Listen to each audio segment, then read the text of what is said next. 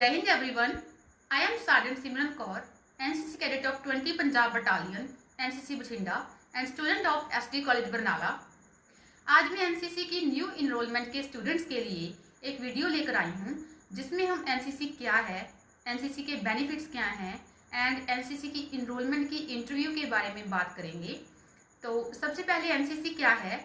NCC stands for national cadet corps. NCC एक national youth organisation है जिसमें देश के यूथ को शेप किया जाता है एंड एनसीसी जो है वो एक वॉलंटियर सर्विस है। वॉलंटियर मींस कि यह हमारी मर्जी पर डिपेंड करता है कि हमने अपनी डिग्री या कोर्स के दौरान एनसीसी करनी है या नहीं।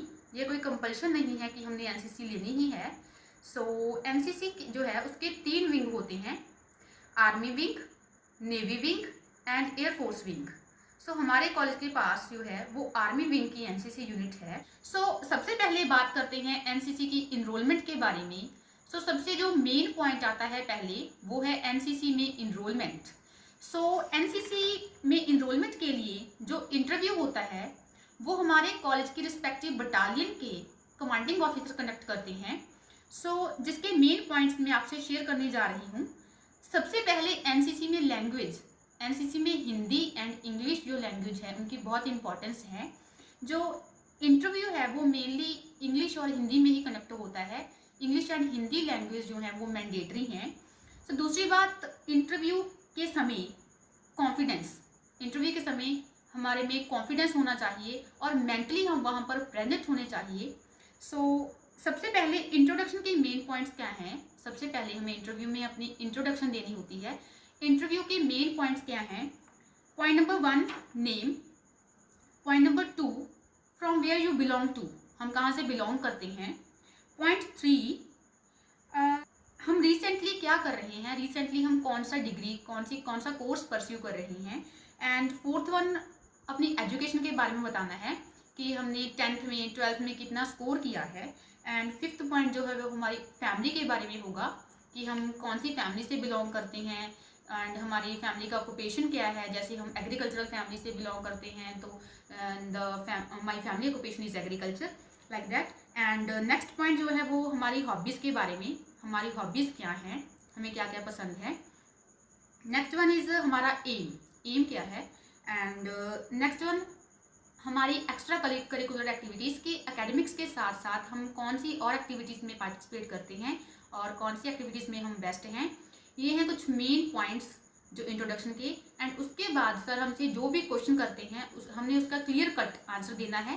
पहले क्वेश्चन को अच्छे से हमने सुनना है, समझना है एंड फिर कॉन्शियसली हमने मेंटली प्रेजेंट होकर कॉन्फिडेंस के साथ उसका जो आंसर देना है। एंड आंसर जो है वो जेन्युइन हो, सच, मतलब हमने क्लियर कट सच बताना है, वहाँ पर कंफ्यूजन नहीं क्रिएट करनी, ना ही खुद कंफ्यूज होना है और ना ही वहाँ पर आंसर टेढ़े मेढ़े देने हैं, क्लियर कट आंसर्स। एंड अगर हमें कोई आंसर नहीं आता तो डायरेक्टली हमने बोलना है कि sorry sir, I am not aware about it. Clear cut रहना है इंटरव्यू में।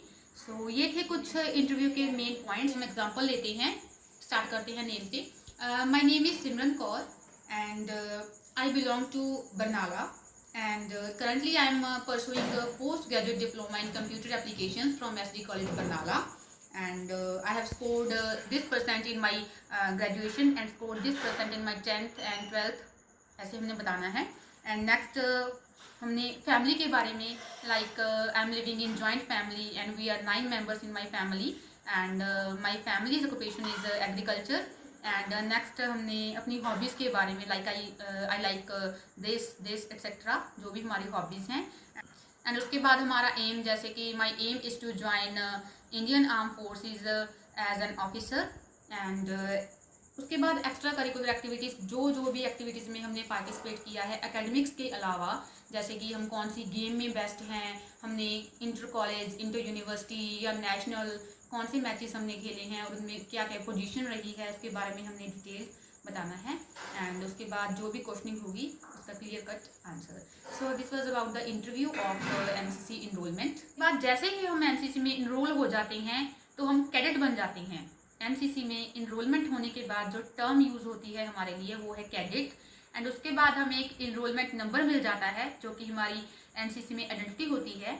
उसके बाद बात करते हैं एनसीसी में सर्टिफिकेट्स की। एनसीसी में 3 certificate A certificate, B certificate and C certificate. A certificate जो है वो स्कूल लेवल एनसीसी में मिलता है and B and C certificate जो है वो कॉलेज लेवल एनसीसी में मिलते हैं।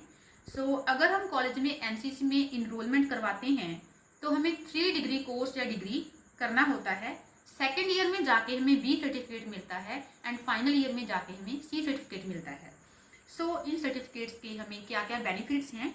सो अगर हमारे पास सी सर्टिफिकेट में अल्फा ग्रेडिंग है तो डिफेंस फोर्सेस में सोल्जर डीडी में जो रिटन एग्जाम होता है वो हमें नहीं देना होता। नेक्स्ट, अगर आपके पास सी सर्टिफिकेट के साथ साथ आरडीसी कैंप का सर्टिफिकेट है यानी कि रिपब्लिक डे कैंप का सर्टिफिकेट है तो उसके हमें एक्स्ट्रा मार्क्स मिलते हैं। एंड आर्मी में क्लरिकल की पोस्ट का जो एग्ज़ाम होता है उसमें हमें रिटन एग्जामिनेशन नहीं देनी होती। एंड इसके अलावा स्टेट पुलिस फोर्सेस में भी एनसीसी के एक्स्ट्रा मार्क्स मिलते हैं and various other government jobs में एनसीसी के एक्स्ट्रा मार्क्स मिलते हैं। एंड डिफेंस फोर्सेस में एनसीसी कैडेट्स के लिए जो सीट्स होती हैं वो रिजर्व होती हैं यानी कि हमें सिर्फ एसएसबी इंटरव्यू फेस करना होता है। एंड इसके अलावा ग्रेजुएट स्टूडेंट्स जो हैं वो सीडीएस या एफकेट एंट्री के थ्रू भी डिफेंस फोर्सेस को ज्वाइन कर सकते हैं। एंड अब हम बात करते हैं एनसीसी के वेरियस कैंप्स की कि एनसीसी के हमें कौन कौन से कैंप जो हैं वो लगाने होते हैं, कौन कौन से कैंप्स हमें मिलते हैं।